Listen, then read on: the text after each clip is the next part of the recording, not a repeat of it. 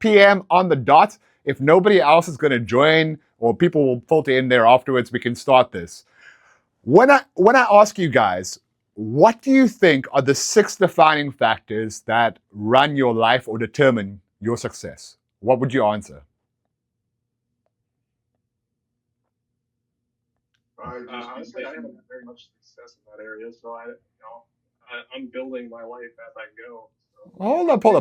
Hold up, Joshua. Before you say that you're not a success, think about it from this perspective. The definition of success is the progressive realization of a worthy ideal. This is according to Earl Nightingale, the one person that I trust the most out of everybody that I've actually ever listened to. He was the dean of motivation in the 1960s. And if you believe that you're making progress towards a worthy ideal, then you are classified as a success. That is true. Yeah, I like Earl Nightingale. I listen to him a lot, and you're right. I do have success in areas. I guess I'm not financially successful. There we go. Okay, so that's the one determining factor then. Okay, so finance is one of the determining factors of what makes you successful. Brad? Well, I'm trying to be guessing, but a lot of people think of the money thing, but there's things that are way tougher to do actually, like friends, family, that type of thing. Okay. Those are more of a challenge in some cases. Okay, well done. You guys already got three of them. Okay, so here's what I have come up with, the framework that I've built my life with. Okay, and I'm going to share this with you guys because this is what I believe a successful man should have in entirety. But there's not about having balance in each one of these areas, but rather having harmony in every single one of the areas. And the difference is balance implies stress. Think about you're trying to juggle 6 plates and you're trying not to drop every single one of those plates. One of them is eventually going to drop or you're going to be stressed out the entire time. But the difference with the 6F harmony method is that we think about the 6Fs as being an orchestra and you're the conductor. Each one of the instruments needs to be played and just ensure that it's not going to be going down essentially. So where do we start? The model that I've come up with is that we start with a framework of fitness first. That's the first F. Why do we start with fitness first? Because we want to look sexy. Well, Stan, you really look sexy, man. Come on now. It builds discipline. Precisely, Josh. Pate, precisely, Pate. It builds discipline, but also mind and body are systemic process. So whatever the body goes through, the mind goes through. Therefore, if you're constantly stressed, if you're not eating enough, if you're not doing the things that you should be physically, that's going to translate into your mental capability and your mental standpoint. Therefore, you're not going to get what you require out of life.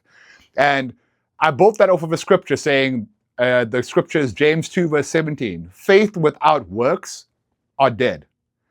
So our goal should be to ensure that our body is treated as a temple and built to the perspective of looking after it for somebody else, i.e. God. Okay?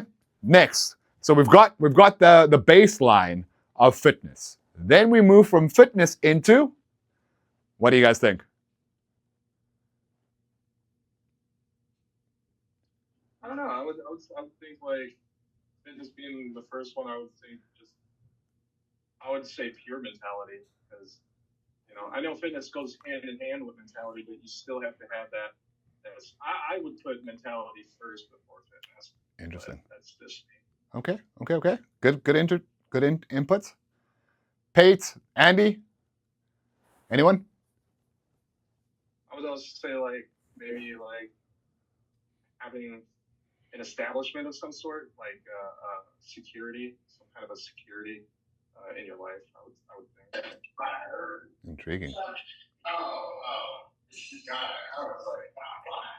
Oh. Okay. You want me to give you the answer or no?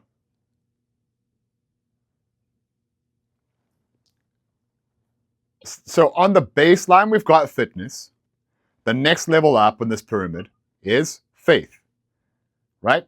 So we go from fitness to faith because at the end of the day, you have to believe in something.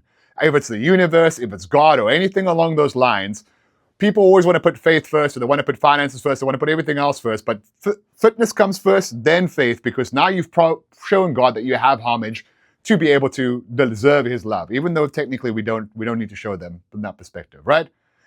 Next level up. What do you guys think it is? This is a discussion. It's not a speech where I just talk a whole lot of shit for you guys. Finance. Sorry? Finances. Ooh, that's a little higher up, Pate. That's a little higher up. I like that answer, though. Yeah, exactly. Of course you're going to like that answer. Well, you got Mr. Finance on you, Pate. Probably What are the other four? We got There we go. Yep. finance, and what's the last one? So, what's it? Stanley got it. It's family, right? So we start with fitness.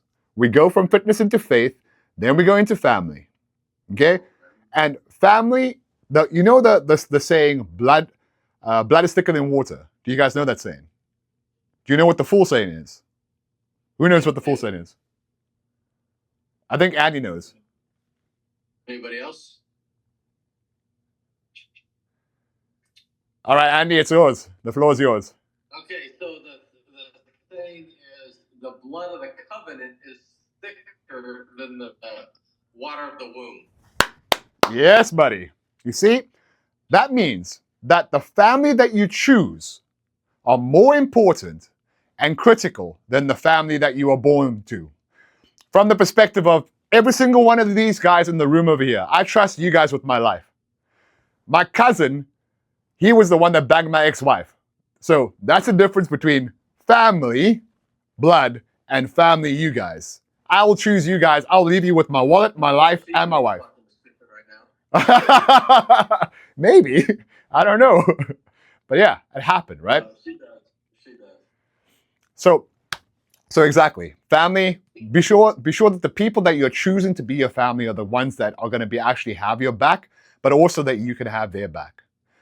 The next tier up is fellowship. What is fellowship? What is fellowship to you, Andy? Well, I mean, that's a little bit confusing because if you just define family as what you just did, is fellowship not the same? Similar, but no. Family is the people that we associate with right now, right? But I don't talk to you on a daily basis, do I?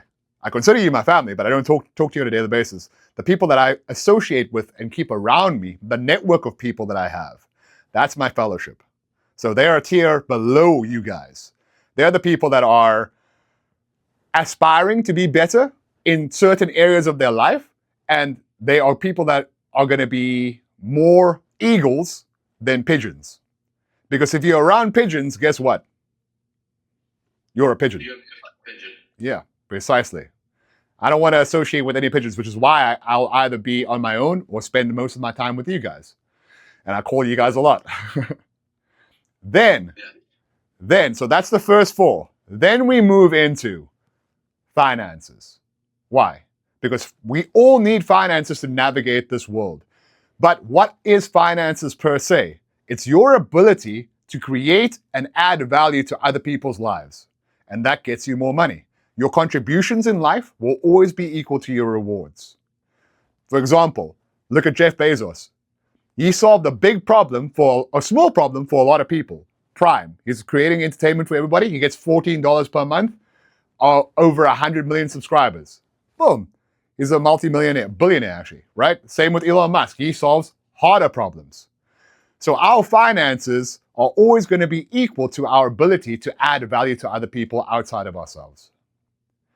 And then the last tier of this framework is follow. And that is follow your purpose. We were all brought to this earth for a reason. Andy, I don't have the same upbringing, genetics, or anything like you, right? But you have a different perspective from me, which means that you have a message to deliver that only you can. And if you know the odds of you being born are 400 trillion to 1, meaning if we had to put that into seconds, it would equate to 126 million years. So you being here at this time on earth is special. You have a message to deliver that only you can deliver. And if we don't have all those other things in place, you will never be able to truly deliver that message. And that is the framework, guys. The starting framework of the 6 Fs. Do we have any questions? Do we have any input? I got a little bit. So yeah. The number one thing is fitness. Yes. All right. So what do you think Warren Buffett would say about that? Because he's a fat fuck. I think that he would disagree with me. Man, he's tired. Yeah. He's always been a fat fuck, Stan. But here's the thing, okay? So let me ask you this, Andy. Let's reframe it. Let's take everything away from Warren Buffett. Let's take his clothes, his money, all the rest of it. Strip him down. And you put him in front of a guy from Africa. Who would you classify as a man? The guy from Africa. Right. Why? Because he actually has the physical attributes to go and do shit that he has to do. Protect himself and provide for his family. That is our number one priorities. Our priorities as men. To protect and to provide. Yep, I like that. So you're saying Warren Buffett's a pussy? No, because a pussy can take a pounding. And of course, in that scenario, Warren Buffett might be able to outsmart that guy from Africa. Right. Well, you know what I mean? Well, yeah, so Einstein said if you judge a fish by its ability to climb a tree, it's always going to appear stupid. 100%. He's dedicated his entire life to working with numbers that are out there. But do we live in the number world or do we live in an actual material world? That if there's a threat around the corner and you have $1 million in your bank account, but you can't defend yourself because you're a skinny tweaker, or like one of these teens that have like, the Rumble guys that are always online and they're like, okay, well, I could do this, this, and that. And then you put them in actual person and you just do that and they fall over. Being a man, you have to be able to protect and provide. Yeah, that's good. Does anybody else have any thoughts on like people like Warren Buffett and Elon Musk who we could clearly kick the shit out of? I don't know. Elon's from Africa, man. And he's a little crazy. I would roundhouse kick. He's got like the fist fight, Elon Musk. I win all day. Yeah. Making money, that motherfucker. Like when SpaceX IPOs this year, I'm buying it. Is it going to make any sense whatsoever? No. I mean, even Tesla's trading at 400 times earnings, which means in England, if they make the same amount of money, it takes them 400 years to buy their company back. No freaking way. It's a terrible buy. Is it going to make money? Probably. Damn. You know what I mean? Okay. But we can talk more about that in the finance section. Yes. So what about faith? Faith. So I'm agnostic. Yep. But you believe in something outside of yourself, right? Say again? You believe in something outside of yourself. You don't believe that you were just like brought here by chance. Right. I mean, so... You were brought here by the Anunnaki. Sorry? What'd the sword wielder say? I said the Anunnaki created you, bro. Oh, the aliens. Yeah, so agnostic just means I don't know. I don't really know. Okay. That's all it means. Like a lot of people, they believe in one religion. Yep. But there's literally thousands of religions. I just don't believe in one more. Okay. And but so I don't know if there's a creator, or maybe this was chance. Maybe it's aliens. Maybe it's a god. Okay. I don't know. I'm not intelligent enough to figure that out. That's what agnostic means. So then you can shift the faith to faith in yourself then. And faith in what you believe in. Because at the end of the day, you still have to deliver something. It's kind of like how Taoists and all them believe too. More of a philosophy. It's like, you believe in the world and being one with it, right? So you're just an entity of an energy source that is in harmony or disharmony. That's really all they believe. And bringing yourself into alignment with that. That's very. I've got a pretty good definition of faith, which is believing in something for which you have an imperfect knowledge. Beautiful. You just have to believe in it. Whatever you believe in, even being an atheist is a belief. Yep. Believing in It's fine. something that you have. But I'm not that. I'm not an atheist. No, I understand that, but just believe in what you believe, and that's faith. Well, An atheist I is think as long as you learn to wield the power that you were given, I think it really doesn't matter what God created you. He gave you a gift of free will, which creates your life. So in order to use it, you have to believe in yourself either way. And you have to believe in yourself first before you can believe in any source of God or universe or whatever, because you have to look within yourself first before you can get to that connection. You know, you can't plug in a plug unless you have an outlet. So, you know, you have to get inside yourself first in order to plug that in anyways. So I like that. that's where I stand. Like, I don't believe in the Bible because the Bible is written by man. It's got some crazy stories that are just very contradictory to what they say God is supposed to be, that I don't believe in. I don't really care for that crap. You know, no God is going to tell me I have to sacrifice my son or go to war or do anything like that and then claim to be all loving and I have to worship him. Like, I don't believe in that crap. God wouldn't do that. He's too big for that. You know, the whatever source it is.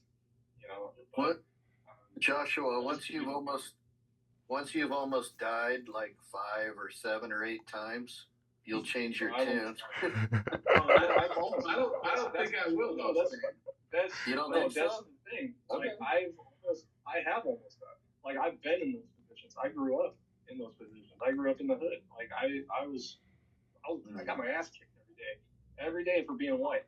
You know, so you know, I come from that background. I carry a you deserve it. You're white. Stuck around, but I'm just saying, like, you know, the Bible is written by man. You know, you can only interpret as which culture created. Just like the Quran was created by the Muslims, the Bible was created by the Islams, not the Islams, the Catholics. Israelites, you know, all these other Hinduism was created by the Indians. You know, the Tao was created by the Chinese. Japan has their own version. So everybody's got their own versions of things, but really what it all comes down to is what's inside of you and how do you wield the power you were given. Right. That's really what it comes down to. So whatever faith is number 2. Yep. Right? So if like you or like me, where does that faith come from? Faith in what? In yourself, or in the fact that you can not be assigned to a religion but can still believe in something outside of yourself that's bigger than yourself. For example, faith has to give you hope. Yeah. You have to have hope that tomorrow is going to be better than today. Otherwise, why keep going on? And I think that's the big thing with faith, is believing tomorrow is always going to be a better day. And also, Andy, all you're doing is you're going, you know what? I believe in telecommunications. I know my cell phone works, but I'm not going to assign to Verizon. I'm not going to assign to T-Mobile. I'm not going to assign to this or that. You're just going, I know that the cell phone works, and that's it. Exactly the same principle over here. You don't have to assign it to a particular religion or anything from that perspective, because that's just kind of paying, like Joshua was saying, it's paying to play from that perspective. Yeah, like, I do believe in karma, and I do believe in doing the right thing. Yep. Like, my business motto is, if you worry about how much money you're going to make, you're never going to make as much as you could if you didn't. Precisely. So I believe in things like that. So maybe faith is my principle. It just doesn't start with an F. Exactly. But I also think, like, religion teaches you to believe in something external, right? They force you to believe in something outside of yourself. They force you to believe in guilt and fear in order to be right. And I don't believe in that either. I think that is wrong. I don't think you should guilt people into your religion. I don't think you should be fearful of not doing something or living a life experience to learn how to be a better person, because that's what religion does. It teaches you to be afraid of sinning in order to get into a place that we don't even know exists on a different dimension for somebody else's control in order for you to be a part of their society. Like, that's, to me, is ridiculous. Like, I will never, I don't, you know, when I was looking for theology, that's what I learned. It's just fear-based, and they just try to guilt you into believing in what they want, and then they go to war over it. And now you're like, oh, this is so it's God's will to go to war. Like, no, not really. It's your will as a man to go to war because you want something. You have a mortgage or a yacht or whatever it is, a manufacturing thing that creates weapons. That's not God. That's you as a man, right? Those are man choices. Where's Jonathan Pate? I'm sorry, Pate, Jonathan Pate. Pate is my best friend over here, man. Pate is awesome. I haven't heard from him. I'm over here. I'm driving. I'm on my way to work. But I mean, if I'm going to chime in on that, you know, I am a Christian, but Joshua, you contradicted yourself at the beginning of the message. Nobody forces you to do anything. Like you said in the beginning, you have and are given free will to do whatever you want. So it is not, I am a God-fearing man, but he's also loving. But again, contradicting yourself, again, God nowhere in the Bible says that he is all loving. Nowhere says that man put that on God, that he is all loving. Does he have for every man and every woman and every child? Yes, he does. But there is that fear, but he has never been produced as all loving God. But wait. Okay, so let me ask you this question though. You guys are talking about love. When you have a son, and your son is acting up, do you discipline him?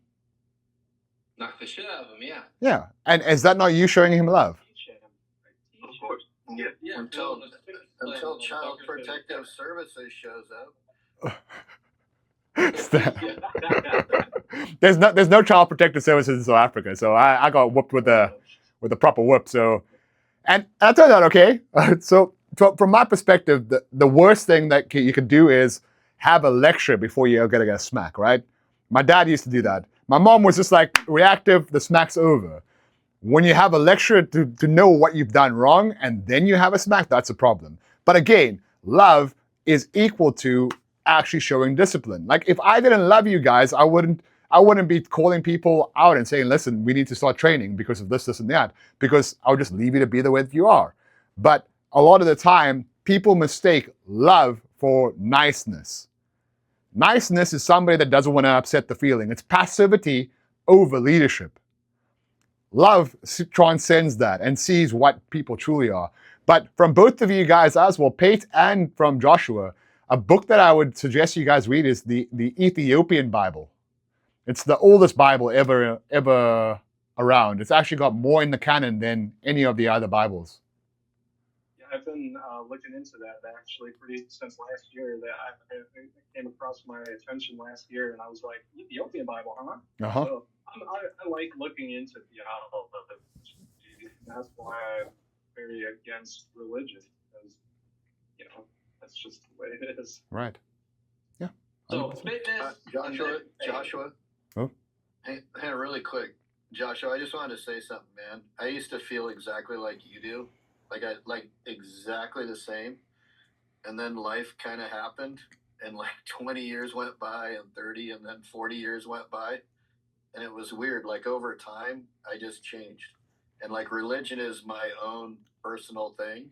Mm-hmm. And I don't disagree with you about the fear-based and going to church, because there's a saying, church is basically a hospital for sinners. It's like, if you're looking for a sinner, go to the church. But, having faith, it just makes the quality of your life better. But anyway, I totally understand where you're coming from, and I respect it. Mm-hmm. Nice. I like that. Andy, you were trying to say something, sir? I don't remember. You don't? I just know that this is probably the deepest conversation we've had in any meeting so far. So all I'm saying is what do we have, 6 in here? Yeah. Yeah. 6 of you guys need to just blow this up and say, hey, you guys need to get on this meeting. Hell yeah. Awesome. Because these are the conversations we have. Right. And Kyle's the perfect person to have these conversations with, because he takes offense to nothing. Right. Like literally nothing. Like, that's an interesting perspective. Wait, I have an argument. That's Kyle. So I think this is great. We're doing this for the next 6 months. Yep. 5 months, right? Yes, sir. 5 months. We're going to do a full segment on fitness next. Then we're going to move into faith. Then we're going to move into family, fellowship, and the last one will be, well, no, yeah, we got to cut off one, right? Because we're not going to be able to do follow-up purpose, unfortunately. Yeah, you're going to do finance in the end. You're going to bring me in the end. Yes. Right? And you guys better tune in for that one, because Andy's going to come in like a firecracker. Yeah, why everybody's not rich fucking blows my mind. But well, that's the one that I struggle with the most, you know. Finance is the one just because you make stupid money decisions. Well, the thing is, they say there's another saying: 95% of people fuck up success. It doesn't matter if it's in relationships, religion, finance, whatever, fellowship. Why is that, Andy? I don't want to use my life as an excuse, but I mean, I grew up around poor people who had poor mindsets. They never, you know, it wasn't until I started reading Napoleon Hill that I actually finally wanted to be something different. You know, like I had to learn it on my own. I didn't have financial people in my life. Yeah, well, the secret to that success, man, is you just get around people that have money. Like if you want to have more money, and whether you want to take that money and just give it away to stay in this society to benefit people, or if you want to build your net worth so you can buy anybody you talk to, you know what I mean? You just surround yourself with those people. Yeah, if for example, if you guys had to come and live with me for 6 months, what do you think would happen? Helen would throw me out. You'd be like, Helen would say, get the fuck out. Exactly. Like, I'd work out every day with you and my body would never look like that. No, it would. No, I promise you. The guy that moved in with me. Yeah, look at that. He's 56, Andy. Come on now. I'm just saying, when I was in the Marine Corps, I could run 24 miles in a skip, right? And I still had my feelings. Okay. They just sat there. They're just like, I'm fine, but I could run for 24 miles. I could fight. I could kick. I could fire. I could do all that stuff, but my body just never changed. I've never had a six-pack in my life. Come live with me for 6 months. You'll have it. Why don't you come live with me?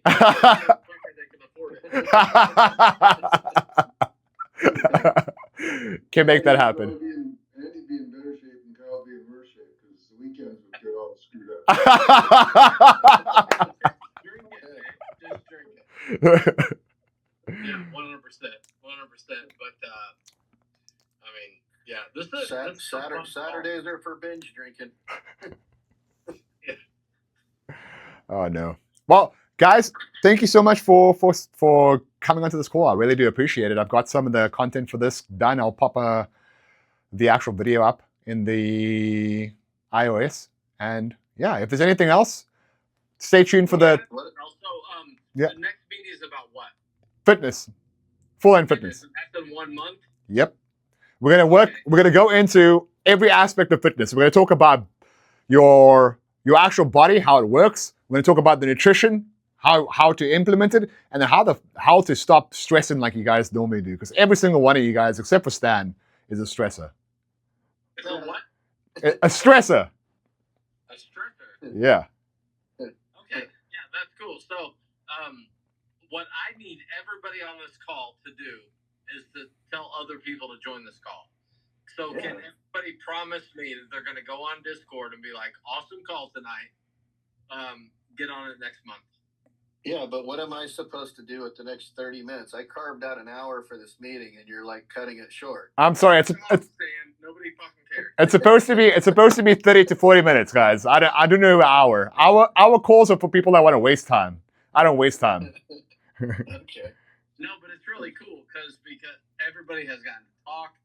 But like, if everybody could publish on Discord, this is a great meeting. Join it next month. Here's the time. That'd be awesome. Beautiful. Thank you, gentlemen. Pete, always good to see you. Joshua, Andy, Stanley, and Brad. Great seeing you guys.